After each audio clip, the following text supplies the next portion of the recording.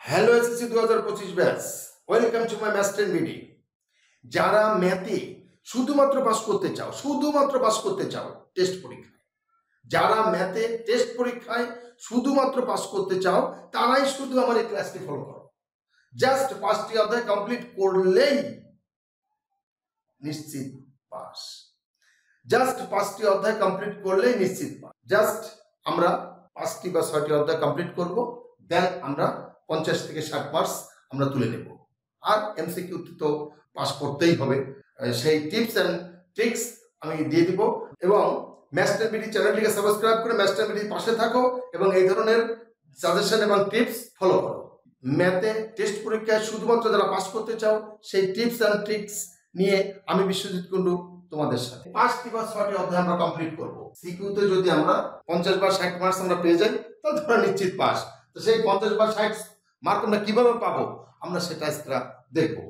Actually আমরা এখানে 5টি বা 6টি অধ্যায় দেওয়া আছে প্রত্যেকটা বোর্ডে, Jessore board, Dhaka board, Chittagong board, Mymensingh, Comilla, Barisal, Dinajpur, Rajshahi, Sylhet, প্রত্যেকটা বোর্ডে আমাদের 5টি বা 6টি অধ্যায় এখানে দেওয়া আছে। কিন্তু লক্ষ্য করলে দেখা যাচ্ছে যে আমাদের বোর্ডগুলোই বীজগণিতের পাল্টায় অধ্যায়টা আলাদা আলাদা বোর্ড অনুযায়ী। যে সব শিক্ষার্থী যে সব বোর্ডে আছে তারা বীজগণিতের এই 3টি অধ্যায় কমপ্লিট করবে। আর জ্যামিতি, ত্রিকোণমিতি, পরিসংখ্যান, এখান থেকে প্রত্যেকটা থেকে তো আমরা 10 মার্কস করে আমরা পেয়ে যাব। এখান থেকে 10 মার্কস, এখান থেকে 10 মার্কস, এখান থেকে 10 মার্কস, আর এইখান থেকে 2টি সৃজনশীল আসবে 20 মার্কস। তাহলে আমরা 20, 30, 40, 50, তাহলে 50 মার্কস আমরা এই কটা অধ্যায় কমপ্লিট করলেই পেয়ে যাব। এখন আমরা তাই দেখব যে যশোর বোর্ডের 2, 3, 4 এই 3টি অধ্যায় কমপ্লিট করলে 2টো সৃজনশীল কনফার্ম।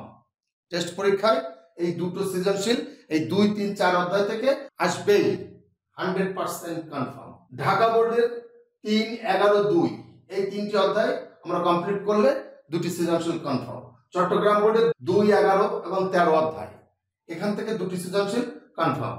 ময়মনসিংহ থেকে 2, 13, 3 এই 3টি অধ্যায় কমপ্লিট করলে 2টি সৃজনশীল কনফার্ম। কুমিল্লা বোর্ডে 4, 11, 3 3টি অধ্যায় কমপ্লিট করলে আমাদের 2টি সৃজনশীল কনফার্ম।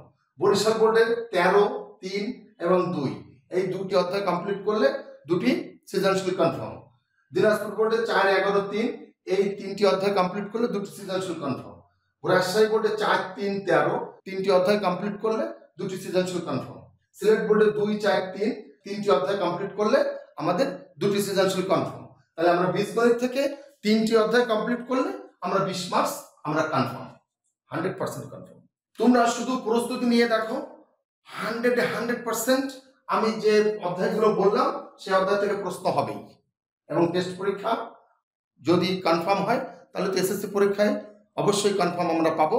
তো আমরা আগে টেস্ট পরীক্ষাটা কনফার্ম করি, দেন এসএসসি 25-এ আমরা পরে কনফার্ম করব। জ্যামিতি অবশ্যই 7ম অধ্যায় ব্যবহারিক জ্যামিতি সম্পাদ্য, এটা সব স্টুডেন্টের কাছে একটা সহজ জিনিস, কারণ চিত্র অনুসারে আমরা বিবরণটা লিখব। তো 7ম অধ্যায় আমাদের যে সম্পাদ্যগুলো আছে সেই সম্পাদ্যগুলো কমপ্লিট করব। সেখান থেকে বিশেষ করে তো সম্পাদ্য 3 এবং 1, 2, 3, বিশেষ করে 3 এই 3 নম্বর সম্পাদ্যটা মোস্ট ইম্পর্টেন্ট একটা সম্পাদ্য। আর ট্রাফিজিয়ামের যে সম্পাদ্যটা আছে সেই সম্পাদ্যটা, আর হচ্ছে সামন্ত্রিকের যে সম্পাদ্যটা আছে, তাহলে 3 সম্পাদ্য 3, ট্রাফিজিয়াম এবং সামন্ত্রিক এই 3টা মোস্ট ইম্পর্টেন্ট সম্পাদ্য। আর হচ্ছে অন্তবৃত্ত, বহির্বৃত্ত, পরিবৃত্ত এই 3টে থেকে একটা কনফার্ম। তো আমরা এই যে 7ম অধ্যায় কমপ্লিট করি, দেন আমরা খ বিভাগ থেকে 10 মার্কস কনফার্ম, 100% কনফার্ম। এখন প্রশ্ন হচ্ছে এইখান থেকে আরেকটা অধ্যায় যদি আমরা কমপ্লিট করতে পারি, অধ্যায় 8 বৃত্ত সম্পর্কিত যে উপপাদ্যগুলো আছে, যদি সেটা কমপ্লিট করতে পারি, দেন এখানে আরো আমাদের 10 মার্ক যোগ হয়ে গেল, মানে এখান থেকে 2টি সৃজনশীল আসবে। তাহলে আমরা যদি এই 2টি অধ্যায় কমপ্লিট করতে পারি, 7ম এবং 8ম অধ্যায়, তাহলে 100% কনফার্ম যে 2টি সৃজনশীল কনফার্ম। 2টি সৃজনশীল মানে 20 মার্কস আমরা কনফার্ম পাবো। তাহলে এই 8ম অধ্যায় থেকে আমরা কি উপপাদ্য পড়বো, জ্যামিতির উপরে একটা সাজেশন দেওয়া আছে, তোমরা একটু চ্যানেলে ঘুরে এসো, দেখো জ্যামিতির উপরে সুন্দর সাজেশন আমার দেওয়া আছে। তো আমরা বিশেষ করে সপ্তম অধ্যায়টা, কারণ আমরা তো শুধুমাত্র পাস করব, তো আমরা করব সপ্তম অধ্যায়। যদি কেউ এক্সট্রা করতে চাও অষ্টম অধ্যায়টা করবে, এবং কি কি করবে আমার চ্যানেলে জ্যামিতি সাজেশন দেওয়া আছে। এই যে সপ্তম অধ্যায় সব বোর্ডের জন্য কনফার্ম, সব বোর্ডের জন্যই একই। আমাদের ত্রিকোণমিতি গ বিভাগ, এখানে যদি দশম অধ্যায়টা কমপ্লিট করা যায় তো একটা কনফার্ম, একটা কনফার্ম, 100% কনফার্ম, একটা। এখান থেকে 16, 17, 18 এই তিনটে সৃজনশীল আমরা কমপ্লিট করব। আর কাজ, এই তিনটে এমন সুন্দরভাবে কমপ্লিট করব যে আমরা এই দশম অধ্যায় থেকে দূরত্ব উচ্চতার যে কোনো অঙ্ক আসলে আমরা যাতে করতে পারি। এই তিনটে অঙ্কের ভিতরে সীমাবদ্ধ আছে অধ্যায়ের প্রত্যেকটা অঙ্ক। তো আমরা ত্রিকোণমিতি থেকে এই দশম অধ্যায়টা কমপ্লিট করব, দেন আমাদের 10 মার্কস কনফার্ম। আর পরিসংখ্যান থেকে 17 অধ্যায়, এটা তো অবশ্যই কনফার্ম, এর ভিতর গড় মধ্যক প্রচুরক, দ্যাটস এনাফ। এই ছিল 5টি বা 6টি অধ্যায় কমপ্লিট করলে আমরা 50 মার্কস পেয়ে যাব। আমরা ত্রিকোণমিতি পারবো না, আমরা সম্পদ পারি, আমরা এই যে 2, 3, 4 অধ্যায়টা কমপ্লিট করতে পারবো, আমরা 17 পরিসংখ্যানটা পারবো, বাট আমরা ত্রিকোণমিতিটা করতে পারবো না। আমরা শুধুমাত্র পাস করতে চাই। দেন দাও না, এটাকে বাদ দিয়ে দাও, এই ত্রিকোণমিতিটা বাদ দিয়ে দাও।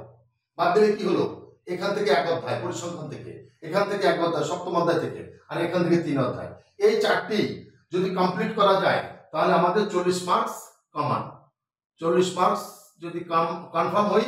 আর এমসিকিউতে অবশ্যই আমরা 15টা এমসিকিউ পাবো, তাহলে 55 মার্কস আমরা কনফার্ম করব, তাহলে আমাদের নিশ্চিত পাস।